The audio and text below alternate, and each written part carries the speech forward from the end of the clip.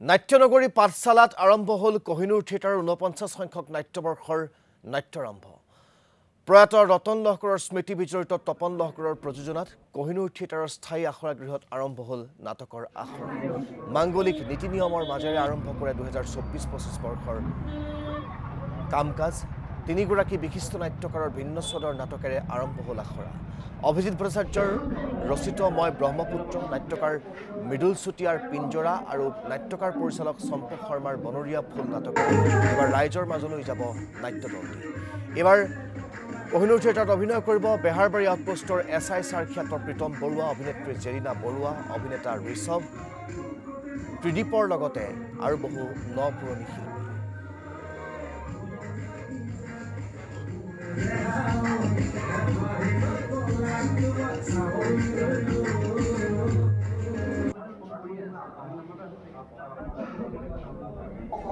নমস্কাৰ, সকলো ৰাইজলৈ মই বহুত বহুত ধন্যবাদ জনাইছোঁ। আপোনালোকে মোক বেহাৰবাৰীত 11 বছৰ যথেষ্ট মৰম দিলে আৰু এই মৰম আৰু চেনেহ যাতে মই এই কোহিনুৰ থিয়েটাৰত মোৰ জীৱনৰ এবাৰ প্ৰথম খোজ ভ্ৰাম্যমাণ থিয়েটাৰ, ইয়াতো আপোনালোকৰ পৰা সমানে মই আশীৰ্বাদ আৰু সঁহাৰি পাম বুলি আশা ৰাখিছোঁ।